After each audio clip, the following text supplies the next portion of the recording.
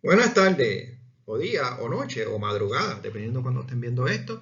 Esta es la clase de la presidencia de CIPO 3025 y aquí voy a tratar de ser lo más imaginativo posible, para que no se me aburren viendo esta presentación.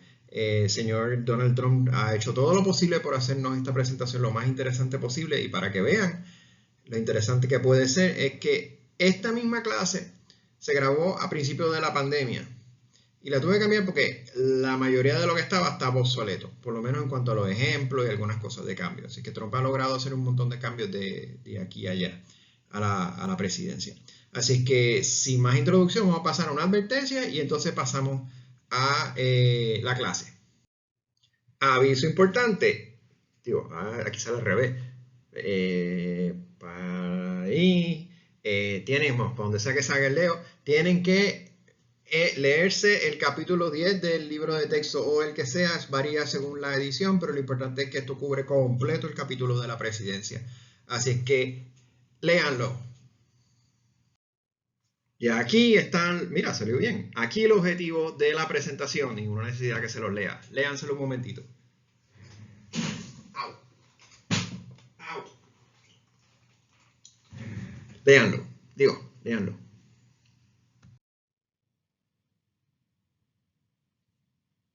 No. Esos, esos cuatro poderes, esas cuatro fuentes de poder son la fuente de todos los poderes de la presidencia. Parece increíble, ¿verdad? Esos cuatro nada más. Los poderes enumerados, que son los que están en la Constitución, los poderes delegados, que son los que le ha cedido el Congreso, los poderes inherentes, que son como que porque está eso, está lo otro, ya lo explicaremos, y los poderes implícitos, que es como la cláusula elástica de los poderes presidenciales. Si está en la Constitución, se deriva de eso. ¿Ok? Sigo aquí. Esto básicamente, para acá. Esto básicamente lo que nos está diciendo es que la Constitución habla bien poquito del poder presidencial. Casi todo es un área corta, hay muchas cosas del proceso de selección y de sustitución, pero en términos de enumerar los poderes es bien poquito. ¿Okay?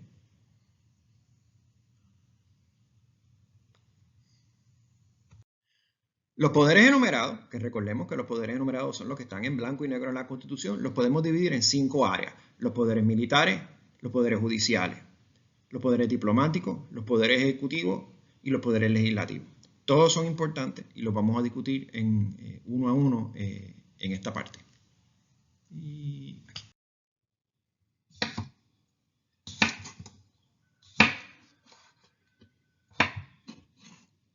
Están ahí. El primer poder enumerado que nos da el libro es los poderes militares del presidente y es bastante sencillo. El presidente es el comandante en jefe de las Fuerzas Armadas y de hecho es una cosa bastante innovadora y todavía en muchos países sigue siendo innovadora, digo, los Estados Unidos en relación a otros países, de que el presidente es un civil y el civil es el jefe del ejército. ¿Okay? Pues una de las tareas del presidente es proteger el país contra las amenazas internas y externas y por lo tanto por eso es comandante en jefe de las Fuerzas Armadas. También puedo enviar Fuerzas Armadas a un estado para restablecer el orden o para ayudar en un desastre natural. Un buen ejemplo de eso lo tenemos aquí, lo tuvimos aquí en el 2017 con el huracán María y cuando vinieron las tropas del ejército a ayudar a distribuir ayuda y restablecer algunos servicios básicos. El presidente también puede nacionalizar, o sea, alarse al lado federal la Guardia Nacional de los Estados, que son de los estados, aunque los financia el gobierno federal. Y vimos un ejemplo de eso la última vez que se vio en un nivel grande fue cuando la guerra de Irak y Afganistán, que el presidente Bush tomó un montón de soldados de la Guardia Nacional de los Estados y los mandó a pelear a Irak y Afganistán. Y de hecho, eso contribuyó a uno de sus grandes desastres, que fue el huracán Katrina, porque cuando vino el huracán Katrina y el gobernador de Luisiana trató de movilizar la Guardia Nacional, pues casi todos estaban por allá peleando en Irak y Afganistán.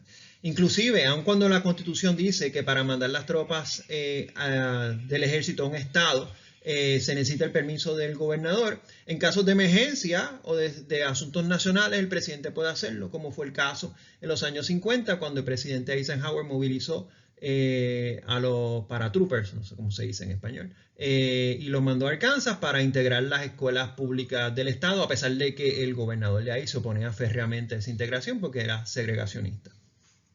Sigo aquí.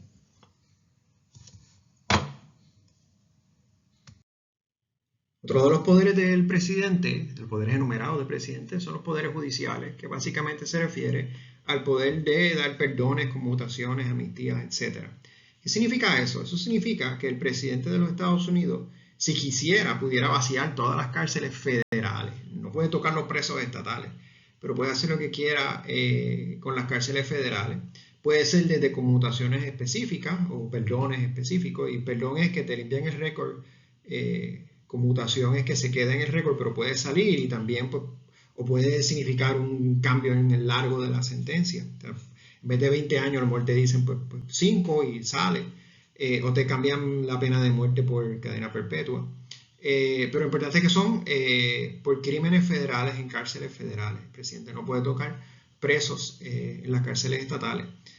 También como empecé a decir, estos perdones, conmutaciones, etcétera, pueden ser para individuos o pueden ser para grupos. Y quizás un ejemplo bien reciente de conmutación de grupos es cuando el presidente Trump le perdonó la sentencia a las personas que estuvieron envueltas en los motines del 6 de enero. Y eso fue para todas esas personas, que era un grupo bastante grande. Y en eso no hay nada que se pueda hacer. Han criticado mucho al presidente Trump con el tipo de perdones que ha dado, ¿verdad? Y entonces, ¿podría hacer algo el Congreso? No, es un poder absoluto. Cada presidente tiene ese poder absoluto. Eso viene de cuando los jefes de Estado eran reyes y se creían por encima de todo. Y eso es heredado, lo tiene el presidente, lo tienen los gobernadores también. Así que es uno de los poderes enumerados.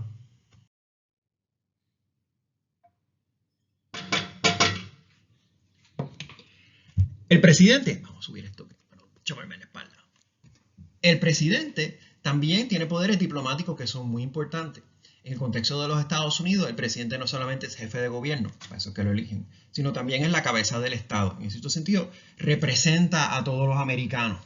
Y por eso el presidente es el que negocia los tratados, digo, por lo menos la parte final, y lo firma, porque lo hace en representación de todos los estadounidenses, ya sea tratados o acuerdos ejecutivos, y vamos a discutir la diferencia de eso más adelante en esta presentación.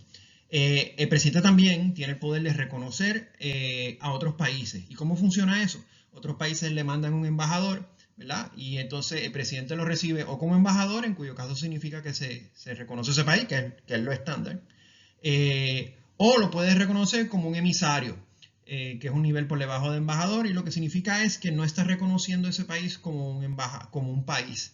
Eso pasó, por ejemplo, en la Guerra de los Balcanes, a finales de los años, a principios de los años 90, cuando Croacia envió un embajador a Estados Unidos. Croacia era parte de Yugoslavia, se separó de Yugoslavia y envió un embajador a los Estados Unidos para que Estados Unidos lo recibiera como embajador, y así lo estaba reconociendo como un país independiente. Y el presidente de aquella época, que era Bush padre, decidió recibirlo como emisario, no como embajador. Y algunos argumentan que eso ayudó a precipitar la guerra de los Balcanes, que fue muy cruda. Pero el presidente puede recibir eso. Y de hecho, a veces el presidente le mandan embajadores y se rehúsa a recibirlo por alguna razón. Imagino que ahora Trump, pues porque son muy woke o algo así. Y lo puede virar para atrás, y entonces ese país tiene que mandar a otro embajador. Así que el presidente tiene ese rol bien importante de representar a los Estados Unidos y de ser el que recibe a los embajadores y reconocer países. El presidente también tiene poder ejecutivo, y en cierto sentido, quizás, además de los poderes militares, estos son los poderes más importantes del presidente. Así que lo voy a mencionar por encimita porque después lo voy a trabajar en mucho más detalle. Pero el presidente, fundamentalmente, su trabajo es ejecutar, faithfully execute, como dice la Constitución, las leyes aprobadas por el Congreso. Así que por eso es que se llama ejecutivo, porque ejecuta las leyes. El presidente también nombra los jefes de agencia y los jueces del Tribunal Federal, sujeto obviamente al consejo y consentimiento del Senado. Así que esas son las funciones ejecutivas del presidente, sobre todo la primera, que es bien importante, la vamos a discutir en el último pedazo de esta presentación.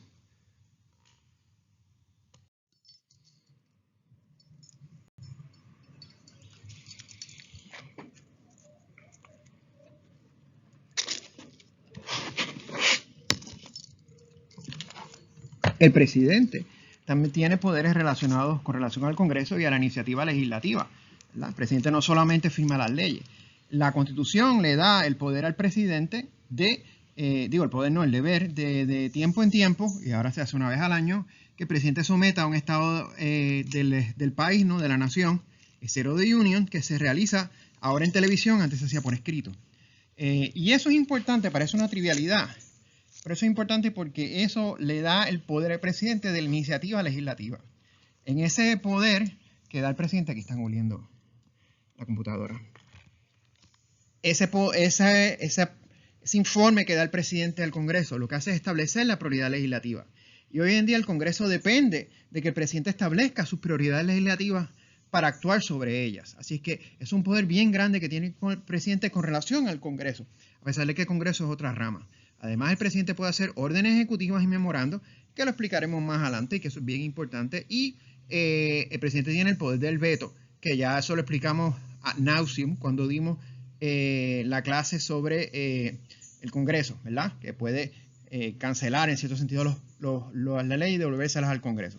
Pero eso ya lo explicamos en detalle anteriormente. Aparte de los poderes enumerados, los presidentes también tienen los poderes delegados. Y en el caso de la presidencia, podemos decir que la gran mayoría de los poderes que tiene la presidencia en Estados Unidos son delegados. Y ustedes se preguntarán, ¿y delegados de quién? Pues son delegados del Congreso. El Congreso le ha cedido a través del tiempo, por una serie de razones que vamos a ver en el próximo slide, una serie de poderes a la presidencia. Y entonces la presidencia ha ido acumulando esos poderes, porque eso después nunca los devuelve, y se ha ido volviendo más poderosa. Vamos a explicar esto un poco más de detalle. Vamos a hablar un poco más de estos poderes delegados. Porque el Congreso, o sea, gran parte de los poderes que tiene la presidencia hoy en día es porque se los ha delegado el Congreso, ¿verdad? Porque los poderes enumerados, pues como vimos, son relativamente limitados. Entonces uno se pregunta, Madison decía, y yo les enseñé, ¿verdad?, que los hombres son ambiciosos por naturaleza y mientras más poder tienen, más poder quieren. Entonces uno se pregunta, ¿cómo rayo es que los congresistas le están cediendo tanto poder al presidente? Porque uno pensaría que se debería hacer al revés, tratar de quitárselo para tener ellos. Pero el libro nos habla de 3 razones fundamentales, ¿okay? En primer lugar, después de la Segunda Guerra Mundial, las cosas se mueven mucho más rápido en el mundo. Y el Congreso, como nosotros vimos, tiende a ser lento, ¿verdad?, por diseño, por naturaleza. Así que se necesita un ejecutivo que sea rápido y que pueda tomar decisiones rápidas. Además, a partir también del periodo de posguerra, y empezando con la Gran Depresión, en los programas de Roosevelt, que ustedes se acuerdan que dimos todos los nuevos del federalismo cooperativo y todos los nuevos grants y ese tipo de cosas, pues se requiere mucha más pericia en muchas más áreas para trabajar una serie de cosas. El Congreso no tiene esos recursos. Así que el Congreso usualmente lo que hace es que pasa una ley y entonces el Congreso, la presidencia, se encarga de establecer las reglas para implantar esa ley. Porque el Congreso puede decir, pues es importante que no haya emanaciones tóxicas de plomo, por ejemplo, pero entonces a la EPA le toca establecer qué es una emanación tóxica de plomo.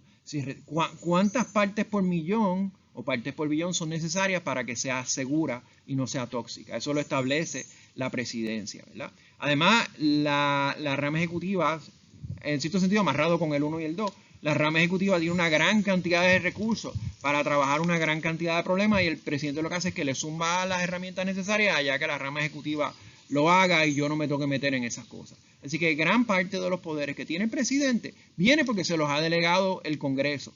Y cada vez eso ocurre, cada vez más esos poderes, como vamos a ver en la conclusión, esos poderes se van acumulando y tenemos una presidencia más poderosa. Los poderes implícitos son como la cláusula elástica en el Congreso. Son los poderes que se derivan de esos poderes que establecen la Constitución, ¿verdad? Y el libro da un ejemplo bien sencillo, pero bien bueno, que es que la Constitución le da el poder al presidente de nombrar los jefes de su gabinete, pero no dice nada de removerlos, pero se sobreentiende, ¿verdad? Está implícito que si tiene el poder de nombrarlos, también tiene el poder de quitarlos.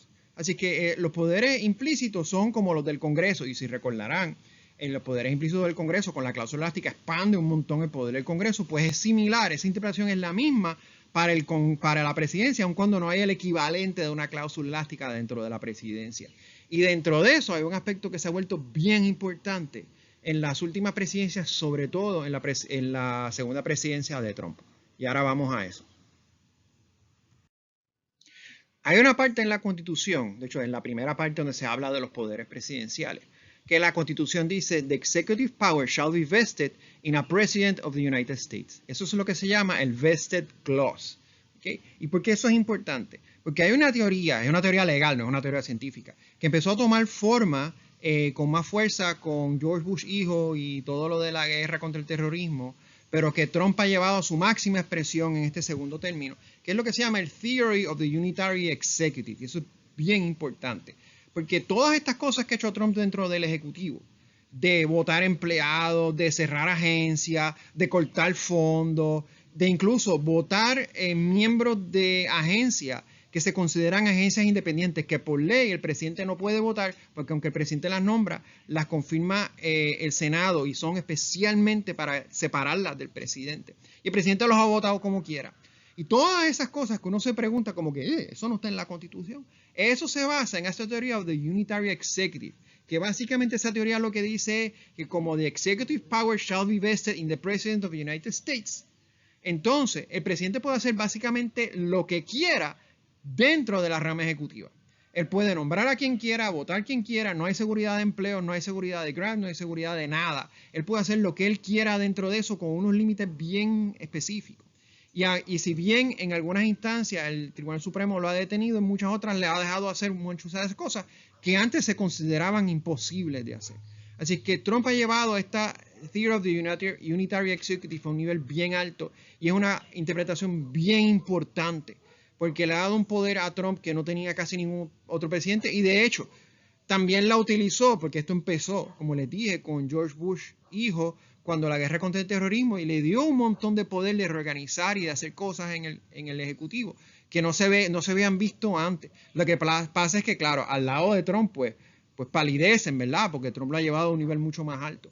Pero esto es una teoría bien importante y probablemente van a estar leyendo de eso en otras cosas, en artículos de periódicos, etcétera, porque es bien importante. Y aquí Simba, mi chico de cuatro patas, tiene una opinión muy negativa sobre el Executive Theory of the Unitary Executive, como pueden escuchar.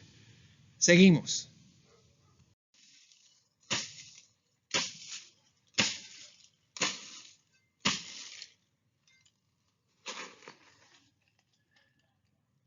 Los poderes inherentes de la presidencia son aquellos poderes que se derivan de la presidencia, pero no en el sentido de la cláusula elástica o de la elasticidad, como estaba hablando de los anteriores.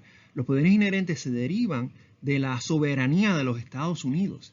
Y en cierto sentido, le permiten al presidente tomar acciones que no necesariamente están en la Constitución para defender al país. Un ejemplo de esto es lo que ha hecho el presidente Trump en Irán. El argumento de Trump para atacar a Irán es que Irán era una amenaza a la seguridad nacional, es un poder inherente.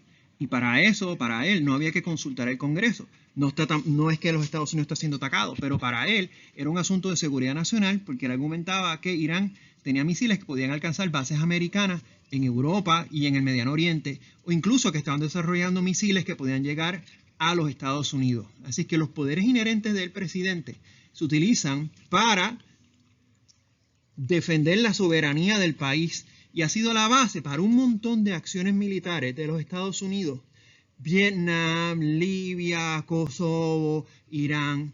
Y ustedes se preguntarán, ¿pero y eso tiene algún tipo de freno? Pues sí, tiene un tipo de freno, aunque es más moral que otra cosa.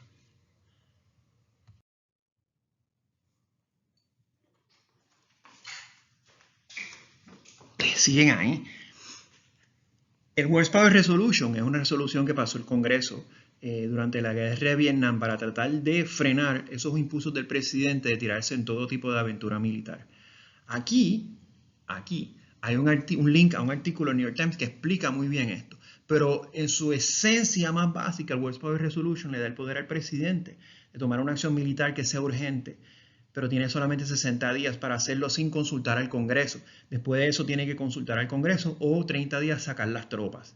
Los presidentes, para darle la vuelta a esto o para acatar esto, en cierto sentido, en muchas de las aventuras militares que han hecho, Kosovo, los Balcanes, y otra serie más, Irán, Irak, han consultado al Congreso y le han pedido autorización al Congreso, aunque ellos han sido claros, y los dos ejemplos que estoy dando son fundamentalmente de Clinton y de Bush, hijo.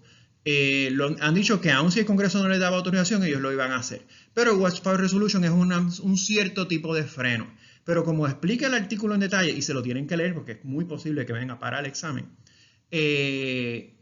los presidentes pueden obviarlo. Obama lo hizo con lo de Libia, y se dice que Trump lo está considerando según nos acercamos a los 60 días de la guerra de Irán, de que tenga que ir al Congreso a pedir autorización.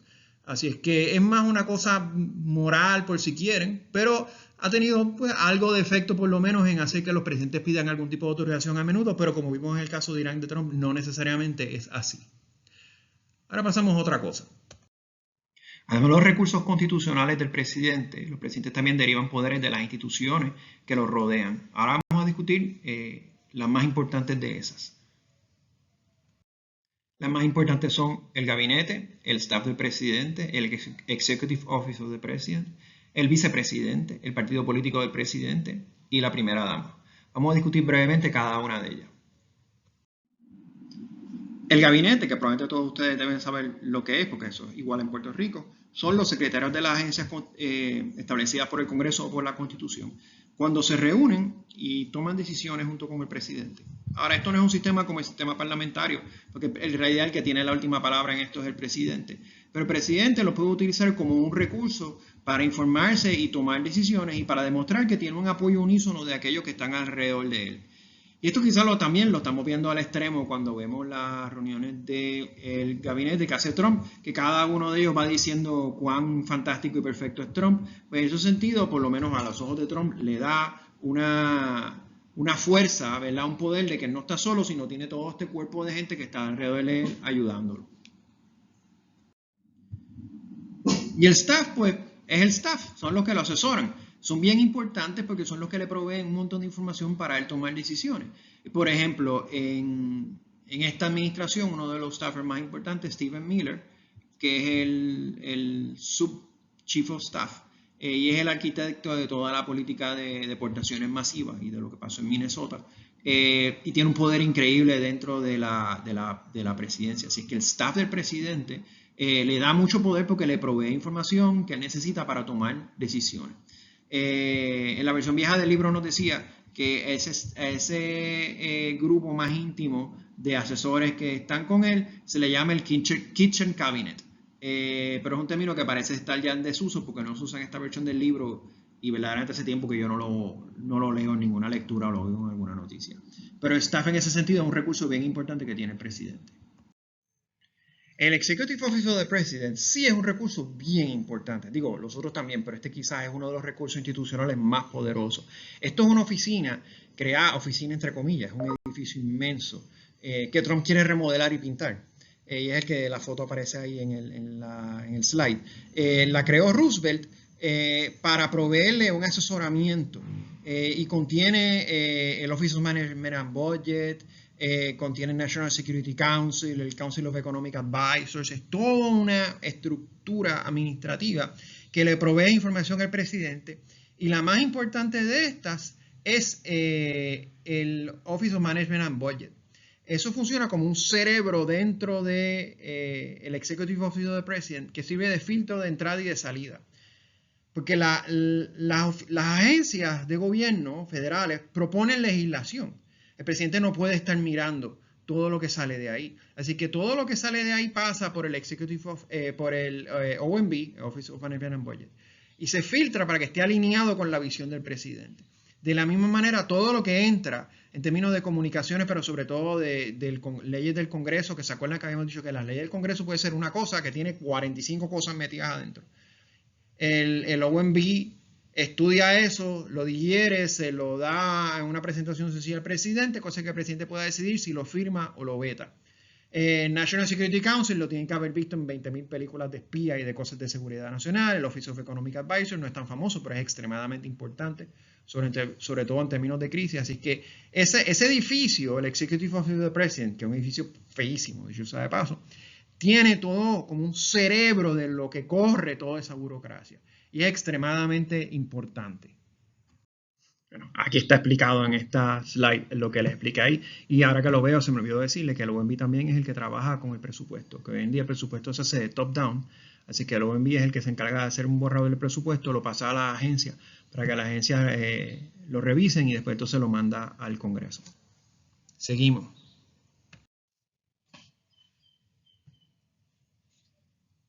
El vicepresidente es un recurso importante también que tiene el presidente.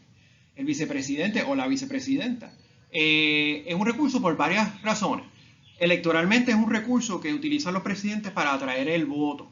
Así que, por ejemplo, Trump en su primer término puso a Mike Pence de vicepresidente, ¿verdad? Para que corriera con él, porque Mike Pence era un evangélico muy conocido. O sea, no era un evangélico. Atraía mucho, había sido gobernador y congresista, pero atraía mucho el voto evangélico.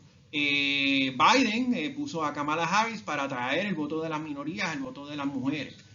Bush puso a Cheney, que es el que está en la diapositiva, porque Bush no tenía mucha experiencia en el gobierno federal y con el Congreso, y Cheney había sido congresista y había ayudado a su papá, no papá de Cheney, el papá de Bush, a correr la burocracia federal. Así que en ese sentido, el vicepresidente le puede servir de balance o añadir algo en la cuestión electoral. Pero ese no siempre es el caso, porque la persona que escogió Trump para ser su vicepresidente, J.D. Vance, básicamente es un clon de Trump, pero más joven. Así que a veces, como el otro caso que es también famoso, el de Bill Clinton con su vicepresidente Al Gore, que también eran bien similares, y esos incluso en edad eran similares, eran de la misma área geográfica, de la misma tendencia ideológica. Así que a veces no necesariamente añade algo, pero eso es la tradición, usualmente eso es así. Otro factor que es importante con el vicepresidente es que el vicepresidente usualmente se encarga de hacer los ataques fuertes para que el presidente no se tenga que meter con eso. Obviamente eso en el caso de Trump no aplica porque los ataques fuertes los hace él, pero ha usado Vance para a veces lanzar algunos ataques que son bien personalistas. Así que el vicepresidente es a menudo, con la posible excepción de Trump, el attack dog en buen español de la presidencia, cosa que el presidente no se tenga que meter con eso. ¿Okay? De todas maneras, más allá de eso, el vicepresidente no es particularmente importante. Seguimos. Bueno, ya otra vez hablé de un slide, lo que hay en ese y en el otro, así que esto ya lo vimos, ¿verdad? El vicepresidente le provee balance electoral y ideológico al presidente, le provee peritaje en algunas áreas que está débil, por ejemplo, en el ejemplo que dimos de Dick Cheney, proveer apoyo y conexión con el Congreso, y que es la persona que se encarga de las peleas fuertes. La primera dama también puede ser un poder, una fuente de poder, y digo la primera dama porque hasta ahora todas han sido mujeres, ¿verdad? En algún momento a lo mejor suponemos que podrá ser el primer esposo, pero la primera dama es una fuente de poder porque usualmente no se mete en asuntos controversiales y le sirven de apoyo al presidente durante la campaña, usualmente la campaña de reelección, ¿verdad? Y entonces pues una figura más nice que no está tan envuelta en la política. Dos ejemplos que son contrarios a esto es Hillary Clinton, que tenía una carrera como una abogada muy exitosa. Cuando Bill Clinton corrió como para presidente, y Clinton decía que con ella y él eran dos por el precio de uno. Y ella estuvo muy envuelta en la política pública de Clinton, más allá de las cosas típicas que hace una primera dama. En el caso de Trump también parece ser una excepción, en el sentido de que Melania, excepto ahora bien recientemente con lo del documental y todo lo demás, Melania es una figura que fue prácticamente ausente en el primer término de Trump y ha estado, como le digo, hasta hace recientemente ha estado básicamente ausente de la segunda administración de Trump. Así que en ese sentido pues no aplica mucho, pero ya vemos que muchas cosas no necesariamente aplican muy bien a Trump. Seguimos. El partido político del presidente también es una fuente institucional de poder. ¿Por qué? Porque el Partido Republicano, en este caso, que Trump es republicano, en el Congreso, pues pasa las piezas de legislación que son amenas al presidente y los demócratas, que son la oposición, se oponen. Así que, como dice el slide ahí, pues para el Big Beautiful Bill, que fue un proyecto de ley extremadamente controversial, él pudo contar con básicamente casi todos los votos republicanos, excepto uno o dos en la Cámara que se le fueron. Contó con eso. Cuando ha hecho nombramientos, cuenta con el partido para que se los apruebe. A un nombramientos que ha hecho que no eran particularmente sabrosos, pues se los aprobaron, aunque fue casi por un voto. pero el presidente puede contar con su partido político en el Congreso para que le apruebe nombramiento y para que le apruebe leyes. Y también para defenderse de los ataques de la oposición, o cuando el Congreso está en manos de la oposición, pues esa minoría del partido del presidente pues ayuda a defender al presidente, como fue el caso cuando lo intentaron residenciar 2 veces en su primer término. Ahora vamos a hablar de los recursos políticos y administrativos del presidente.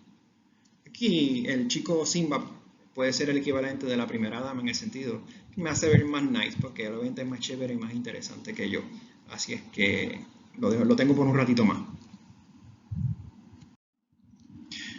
Los recursos políticos del presidente son importantes y provienen pues de las actividades políticas. Y quizá lo más importante de esto es lo de las actividades públicas del presidente, según el slide que tienen ahí, ¿verdad? Pues hacer actividades políticas, comunicarse con Twitter, el Permanent Campaign, el Bully Pulpit. Es como el presidente se comunica directamente con la gente y eso le sirve de base de poder, ¿verdad? Y esto, aunque siempre los presidentes lo han hecho desde siempre, esto lo inició en cierto sentido Roosevelt con sus fireside chats. Ronald Reagan lo elevó a un nivel más alto y a Ronald Reagan le decían el gran comunicador. Clinton estableció lo que se llamaba el Permanent Campaign, que obviamente es un término informal, eso no es una ley, pero el Permanent Campaign se refiere a que uno siempre está como si estuviera en campaña, empujando los diferentes proyectos de ley y las diferentes iniciativas que uno tiene. Y obviamente quien ha llevado esto a su máxima expresión es Donald Trump, en tanto su primer término con el segundo, con sus tweets. Fíjense que con sus tweets y su presencia en el internet es más general, pero principalmente con los tweets, él se comunica directamente con sus seguidores y con la gente en general, pero principalmente más dirigidos para sus seguidores. Y es una manera sin filtros de él hablarle a la gente, ¿verdad? Pues cuando él dice sus cosas a su manera. Y fíjense que aunque mucha gente lo critica por las cosas a veces horrorosas que pueden pensar que dice, pero fíjense que cuando él dice esas cosas, y por ahí se va cuando él dice esas cosas, la prensa lo cubre y está en las noticias. Así es que aunque puede sonar como alguna ridiculez o alguna cosa extraña, como cuando recientemente criticó al Papa, por ejemplo, o dijo que iba a aniquilar la civilización de Irán, la prensa lo cubre y a veces lo cubre por varios días. Así que en ese sentido es un genio de las comunicaciones y le permite desarrollar esa base de poder político, que es bien importante porque se está comunicando directamente con las personas y está recibiendo el apoyo de su base política. El fenómeno que dice aquí, el penúltimo, el Rally Around the Flag, se refiere a cuando hay crisis militares porque atacan a los Estados Unidos, por ejemplo, cuando los ataques del 11 de septiembre, la popularidad de Bush, y aquí me refiero al 11 de septiembre de 2001, no me hace claro, porque ustedes no habían nacido para esa época, pues se refiere, la popularidad de Bush aumentó a los 80 y pico, 90 y pico %, y la gente apoyó casi ciegamente sus iniciativas, ¿verdad? De lo de la guerra contra el terror, el terrorismo, la creación del Department of Homeland Security, etcétera, porque es el fenómeno de que cuando hay una crisis la gente se pone y apoya al presidente, porque ese es su líder, ¿verdad? Y en su partido político pues también puede ser una fuente de poder político. Pero en este caso volvemos a esas habilidades de comunicación que tiene Trump y esa es una de sus bases muy fuertes de poder político, así que no es nada trivial, es algo extremadamente importante. Y vamos ahora con lo último. Y lo último son los recursos administrativos, ¿verdad? Y aquí voy a señalar un par porque son particularmente importantes. Ya hablamos del Executive Office of the President. Las revisiones regulatorias son bien importantes porque, como explicamos anteriormente, el Congreso pasa las leyes, pero el presidente es quien establece las reglas para implementar esas leyes. Y las reglas dos reglas sobre el mismo tema de una ley pueden darle interpretaciones totalmente distintas a una regla, ¿verdad? Y ahí el presidente tiene básicamente completo control. Hay que publicarlas, hay que dar la opción a que la gente diga, pero al fin y al cabo el presidente y su gabinete tienen completo control sobre las reglas. Así que, pues por ejemplo, Joe Biden estableció un montón de reglas y regulaciones para proteger el ambiente por el calentamiento global y Trump básicamente las ha eliminado casi por completa para reorientarlo en otra manera. Así que las mismas leyes ambientales que han pasado de proteger el ambiente ahora se pueden utilizar para estimular el crecimiento de la economía o desarrollar las industrias que a veces contaminan. Las órdenes ejecutivas, que las habíamos mencionado también al principio, son órdenes que emite el presidente para hacer cosas dentro del Ejecutivo que no necesita legislación, ¿verdad? Ahora, las órdenes ejecutivas tienen que estar basadas en alguna ley o en la Constitución y por lo tanto usualmente se refieren a asuntos de funcionamiento interno de la rama ejecutiva. Por ejemplo, pues cuando la pandemia, Joe Biden pasó órdenes ejecutivas obligando a la gente a usar mascarilla en edificios federales, pero no podía pasar una orden ejecutiva obligando a la gente a usar mascarillas en la calle, por ejemplo, a menos que fuera un terreno federal. Trump se ha distinguido por hacer órdenes ejecutivas de cuánta cosa hay, es el que yo creo que es el presidente que por mucho ha hecho más órdenes ejecutivas. Algunas se han mantenido, pero otras han sido derogadas por los tribunales. Pues, y buen ejemplo de eso es la orden ejecutiva para eliminar lo del birthright citizenship, que es que una persona se convierte en ciudadano por el mero hecho de haber nacido en Estados Unidos. Eso está en la Constitución, él hizo una orden ejecutiva y los tribunales de primera instancia y de apelación lo paralizaron y ahora está en el Tribunal Supremo y todo apunta a que el Tribunal Supremo pues, va a declarar esa orden ejecutiva inconstitucional. La ventaja de las órdenes ejecutivas es que son rápidas y eficientes. Las dos desventajas principales es que pues, obviamente tiene que tener una base legal para ella y que el próximo presidente las puede deshacer de un plumazo. De hecho, siempre cuando entra un presidente nuevo, una de las primeras cosas que hace es derogar un montón de órdenes ejecutivas que había hecho el presidente anterior. Trump lo hizo con un montón de órdenes ejecutivas de Biden y el que venga eventualmente después de Trump, pues probablemente lo podrá hacer con algunas de las órdenes de Trump. Así que esas son las ventajas y desventajas. Los signing statements es cuando el presidente dice que firma una ley, dice yo firmo esta ley, pero que quede claro que la voy a interpretar de esta manera. Y no siempre esa interpretación es similar a la que establece el Congreso. Así es que los signing statements son importantes porque le dan una dirección a la burocracia de cómo se debe interpretar o cómo no se debe interpretar una ley. Y una que se me pasó a poner aquí, pero que está en el libro y que es muy importante, y es que a veces los presidentes simplemente pueden decidir no implantar una ley. Y le voy a dar un ejemplo bien reciente, bien bueno de eso. El Congreso pasó una ley, ahora no recuerdo si fue bien al final de Biden, con apoyo bipartita, o bien al principio de Trump, indicando que después de X cantidad de tiempo TikTok tenía que cerrar a menos que se vendiera una compañía americana, porque TikTok pertenecía a una compañía china. Pues ¿qué pasó? Cada X cantidad de tiempo Trump estiraba la ley, decía, bueno, pues no, pues yo voy a aguantar esa venta hasta que aparezca un comprador y vamos a darle 60 días, y después 60 días más, y al fin y al cabo se vendió, pero tardó un montón de tiempo. La ley no le daba esa opción al presidente, el presidente hizo porque le dio la gana. ¿Se puede hacer? Técnicamente no, pero es bien difícil retar eso del presidente que no implementa una ley, porque tendrías que ir al tribunal, empezar a apelar, llevar al Tribunal Supremo, y ahí se te pueden ir fácil 2 años en lo que hace eso. O el Congreso puede pasar una ley forzándolo a implementar esa ley, pero el presidente la puede vetar. Así que a veces los presidentes simplemente dicen, pues la ley está ahí, pues está ahí. Y lo de TikTok fue un buen ejemplo. El Congreso no hizo nada porque el Congreso en realidad más o menos estaba de acuerdo con eso, así es que como que lo dejaron pasar. ¿Okay? Así que esos son los recursos administrativos. Y con lo del Theory of the Unitary Executive que hablamos hace unos minutos atrás, estos recursos administrativos han adquirido particular importancia. Así que son una base bien importante de poder del presidente. Porque esas cosas son cosas que puede hacer el presidente dentro del Ejecutivo, sin necesidad de preocuparse por el Congreso y usualmente tampoco sin preocuparse mucho por las Cortes. Así que es una base de poder bien importante. ¿Ok? Y en esta última parte, en realidad el último slide, porque es uno nada más, simplemente quería traer algo, ¿verdad? El título del slide es la evolución de la presidencia. Y se refiere a los poderes del presidente. Los presidentes desde Washington para acá han ido acumulando poder, y poder que acumula un presidente se queda ahí y viene el próximo y acumula más, y viene el próximo y acumula más. Eso se ha acelerado en el siglo XX, sobre todo en el periodo de la posguerra de la Segunda Guerra Mundial, y sobre todo a partir del siglo XXI con Bush hijo, Obama, Trump, inclusive Biden.